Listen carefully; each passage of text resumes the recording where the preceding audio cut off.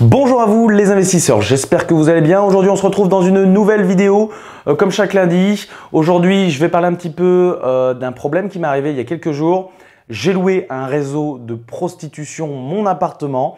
J'ai été convoqué au commissariat de police, accusé de proxénétisme, problème avec le syndic de copropriété, etc., etc. Je vous raconte tout dans cette vidéo. Alors bonjour à vous les investisseurs, j'espère que vous allez bien. Aujourd'hui on se retrouve comme chaque lundi sur ma chaîne pour parler immobilier, investissement immobilier. Donc une chaîne dédiée aux conseils, aux astuces, aux interviews d'investisseurs. Si vous êtes intéressé à l'investissement immobilier, n'hésitez pas à cliquer sur le petit bouton s'abonner et sur la petite cloche pour recevoir une notification à chaque nouvelle vidéo. Aujourd'hui, je vais parler un petit peu plus de manière personnelle et vous raconter une petite chose qui s'est passée il y a quelques jours et donc qui m'a valu quelques petits problèmes.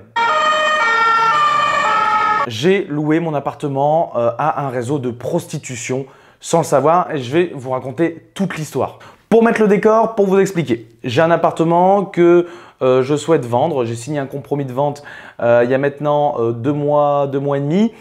Et cet appartement, entre le compromis de vente et l'acte authentique, donc le moment de la remise des clés pour l'acquéreur et pour le vendeur, le moment où il récupère sa somme d'argent, il peut se passer 2 mois et demi.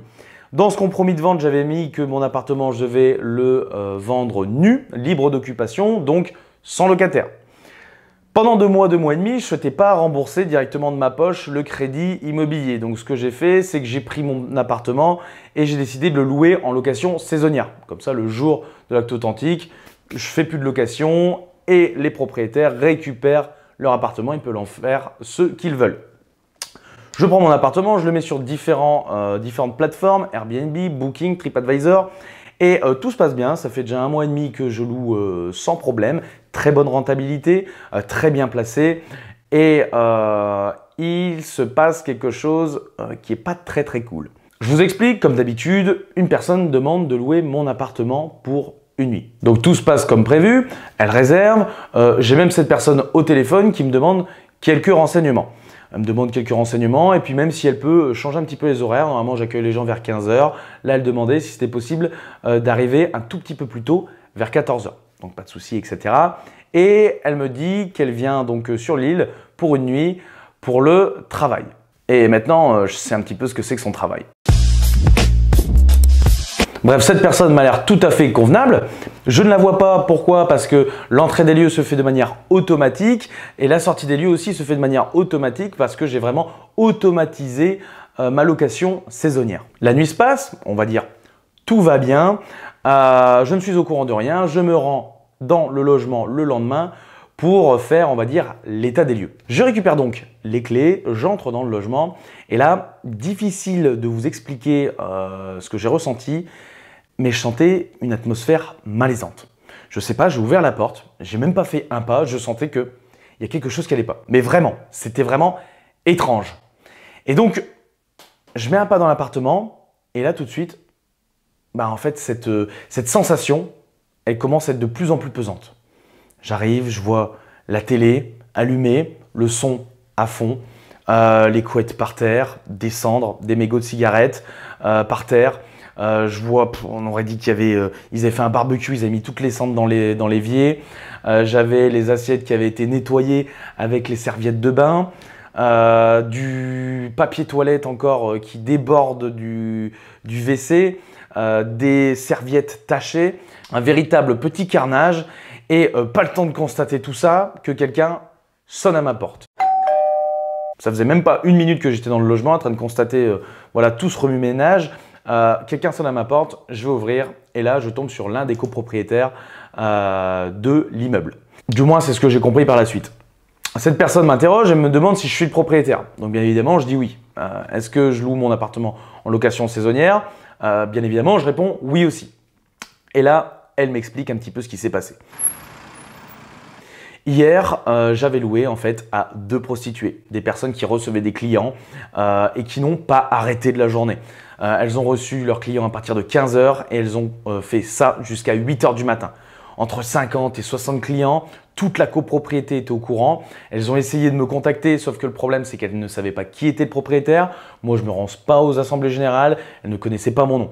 Le syndic de copropriété ne voulait pas donner mon numéro, donc elles n'ont jamais pu me contacter au final ces personnes. Bref, le réseau de prostitution a fait son petit travail toute la journée, toute la nuit et je comprends un peu mieux pourquoi je me retrouve avec autant de bordel dans l'appartement. Et quand j'ai ouvert la poubelle, ça a confirmé un petit peu les dires du copropriétaire parce qu'il y avait des millions de petits têtards blancs qui se baladaient. Voilà, je vous fais pas une image. Je décide de prendre les choses en main, j'appelle quelqu'un pour faire le ménage et javelisé tout l'appartement. Je prends les serviettes, ça part à la poubelle, etc. Les draps, pareil, tout est changé. Pendant ce temps-là, moi, donc, je pars sur Airbnb. Il y a un petit bar qui se situe juste à côté où je connais le patron. Donc, j'y vais, je lui serre la main, je lui explique un petit peu ce qui s'est passé. Il y a moi et une autre cliente dans le bar et cette cliente, c'était aussi une copropriétaire. Elle m'explique aussi un petit peu le manège, qu'il y a eu énormément de passages, des personnes qui faisaient la queue devant la porte, etc. Ça venait en grosse voiture. C'était un véritable bordel. Elle me dit que toute la copropriété est au courant. J'ai dû même rédiger un mail par la suite au copropriétaire.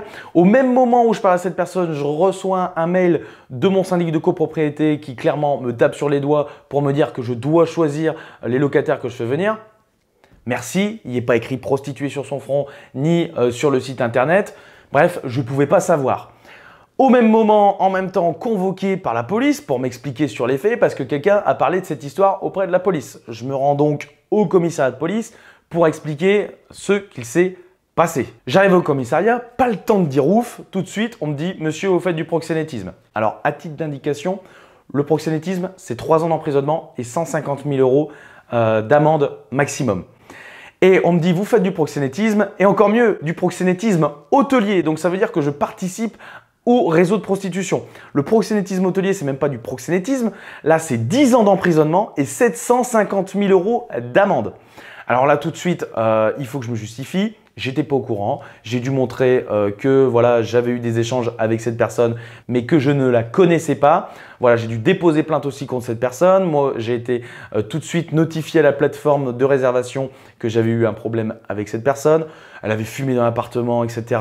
J'ai l'impression qu'elle avait fait un barbecue. Ils avaient fumé au moins 1 kg de cigarettes. Enfin voilà, appartement ravagé. Appartement ravagé, bon, plus par de la crasse. Pas de casse, tant mieux, mais appartement vraiment dans un mauvais état. Au final, comment ça s'est terminé cette histoire? La police m'a laissé tranquille parce que j'ai porté plainte directement contre la personne, donc non accusée de proxénétisme hôtelier, ni de proxénétisme. Au niveau du syndic de copropriété, moi j'étais dans les règles, j'avais le droit de faire de la location saisonnière, donc ça n'a pas de souci. Et puis je me suis tout de suite excusé auprès des copropriétaires parce que c'est vrai que bon, c'est pas tip top de voir des allées et venues de personnes dans la copropriété pour assouvir leurs petits besoins sexuels. Donc histoire qui se termine, on va dire, plutôt bien. C'est une histoire qui peut se répéter. C'est une histoire qui peut vous arriver si vous faites de la location saisonnière. Faites bien attention. Évitez de louer à la nuitée, une seule nuit. C'est là où on retrouve souvent des réseaux de prostitution qui s'installent pour une nuit. Essayez plus de louer 2 jours, 3 jours minimum. Voilà, là j'avais un petit creux dans mon planning, j'avais qu'une nuit où j'étais pas réservé. Je me suis dit bah voilà, hop, je prends, je mets en location, etc. Ça je peux m'en occuper. Et au final, bah voilà, j'ai eu le retour de bâton d'avoir voulu trop louer. Bah j'ai loué un peu à n'importe qui sans le savoir. Donc faites bien attention, ça peut aller très loin ce type de problème. L'immobilier, je vous le dis, c'est très bien, mais c'est pas toujours rose. Il faut savoir comment réagir dans ces types de situations. Voilà, je vous ai raconté un petit peu la galère qui m'est arrivée la semaine dernière. J'espère que ça ne vous arrivera pas. Et puis si ça vous arrive, ben, vous savez quoi faire, tout de suite prendre les devants et limite aller vous-même au commissariat pour dénoncer ce type de trafic. Je vous souhaite une très bonne journée. Si vous êtes intéressé à l'investissement immobilier, n'hésitez pas à rejoindre mon groupe d'investisseurs. Vous le trouverez dans la description. Plus de 21 000 investisseurs que vous pourrez trouver sur un groupe Facebook Gros Cash Flow Immo ou encore une formation gratuite pour investir dans l'immobilier rentable. On se retrouve lundi prochain dans une nouvelle vidéo. À bientôt.